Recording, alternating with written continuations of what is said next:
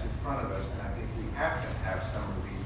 And in the current climate, if there is not the wherewithal to grant cap relief, I think we have to look at a way to provide, to put the plan endorsement process under a provision similar to the 5-year capitalization of an appropriation, similar to the master plan updates and similar to tax map updates. I'm sorry.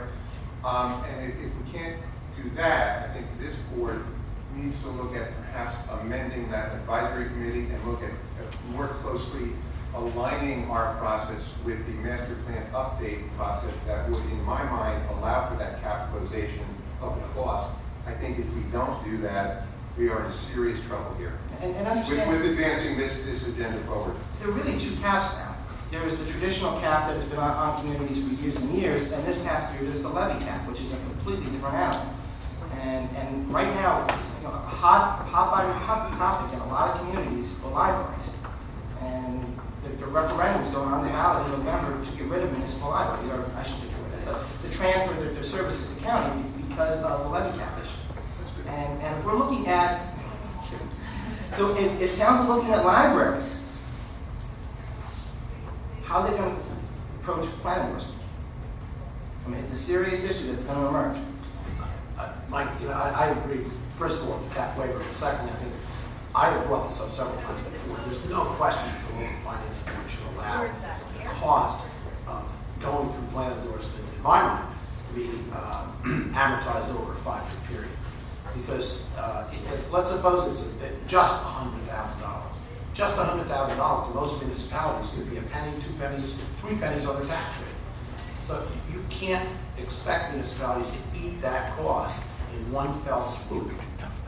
And if they're willing to engage in the process to allow them to spread it out over a period of years, because we all know this is something hopefully they're not going to be doing too often. So, after, I mean, it's just monitoring after that.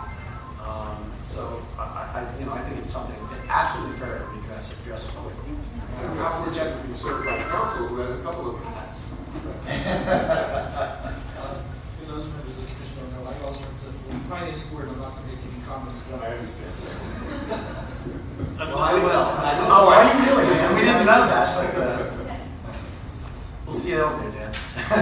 Okay, Mike. Thank you. Thanks, Barbara. Hey, what's up? Good morning, Barbara Palmer from the Association of New Jersey Environmental Commissions.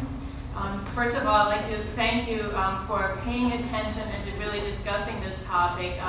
It's important that you're paying attention to it, and I know the minutiae aren't so interesting, but it was disheartening to see that there were virtually no public members. John was there as a municipal representative at the PIG meeting, and the people of New Jersey need you to pay attention to this process. I'm really glad that you're all here. Welcome to the new member. The reason I wanted to talk to you this morning, you actually got written memoranda from ANJEC and also from a group of land use planning and environmental organizations about issues having to do with public participation. And you said earlier this meeting that what came up through cross-acceptance and also through some of the towns that have completed plan endorsement is that the residents in the municipalities in some cases didn't feel that they had been reached out to or heard or had any role in it because they hadn't found out about the process going on. And we've brought this up before, and in our letter sent another list of recommendations that I feel should be in the guidelines of how public outreach can be handled and the importance of it, just in a statement that was in the prior guidelines. Disappointed to see that didn't make it into this final draft, and I am hoping you approve it today, but I was hoping that could make it into this. I think the municipalities need to hear specifics and not just that what's in the rules, which is that they have to post a legal announcement. Of course they need to do that, but the step beyond that is something that I would like to see in the guidelines and I think would be helpful. And one minor point, the other letter had to do with the advisory committee members. The language in there, actually I saw it was changed in the rules to one or more members of other town committees. That language change is not in the guidelines, so I'm hoping that's just an oversight. check it out. All right. Barbara, I just want to say thanks to you and Paul and Diane and to Helen and everybody that submitted, and Mike, of course, everybody that submitted the comments. I mean, they're very valuable. And frankly, as John pointed out, this process isn't over. I don't think that we don't read them and appreciate them. The fact that something may not be incorporated today doesn't mean that it won't be later. I could still incorporate something Well, I just today. wanted to know, Barbara, in the version of 10.9, it does say at least 2 members of the public. Is that correct? The point above that about committee members of the towns, it said 1 member, and that made it sound like maybe they can only have 1 member, where, actually there are 5 floating members that they could choose, and so it should say 1 or more. So it could be Board of Ed and Environmental Commission, or, and the rules that were in the packet this morning actually say that 1 or more, but it doesn't in the guidelines. Bart, and just to address your concern about the public access and whether it's in the guidelines or not, the appendix that is not represented here does contain specific instructions to the municipality on how to go about the public outreach. So there is codified, just not before you here within the guidelines that you see, but as part of the appendix we have vision instructions that include how to do the full public outreach. Would you consider at least including the sentence that was in the prior guidelines about how the essential nature of involving the public in every step of plan endorsement back in the guidelines? Do you want me to read it? Yes. No.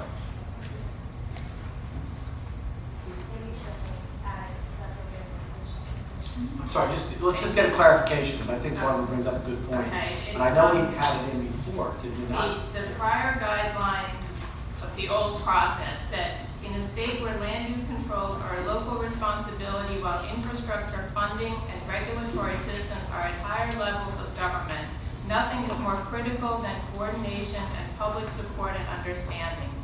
Involving the public in every, underline, step of the plan endorsement process is critical. And I would hate to lose that.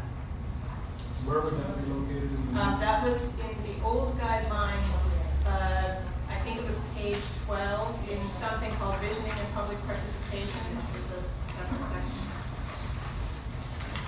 I strongly agree with Ms. Palmer's general point. I do question whether or not that particular line should go back in, because as I see the process, there isn't a public element to, for example, the state opportunities and constraints assessment, or I mean, on one hand, I think it's absolutely critical that the public be involved systematically from beginning to end, but there are specific steps that simply are not, it's incumbent on the state to do something, or on OSG to do something, and it just, and what I don't want to do is start adding in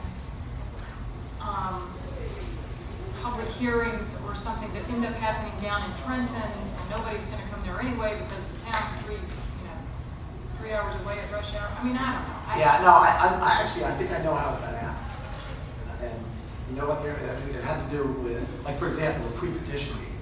The public's not going to participate in that. So the whole idea was there are certain stages that really it's inappropriate. This is exactly what you're saying, I think. That it's inappropriate, or it's just not the right time for the public to be in the process. There will come a time as a result of that step where they will be involved. I mean, I was glad to hear what Ben said about what I guess is actually a menu of different ways that towns should and need to involve the public and communicate. I mean, there's all sorts of different avenues for communication. I was also very glad to see that the work of the advisory committee was subject to Open Public Meetings Act, which automatically puts their work in the public domain, and I'm just not sure about that specific language. The every step. Yes. Yeah, I think that's why it came out, Barbara, honestly. That's my recollection.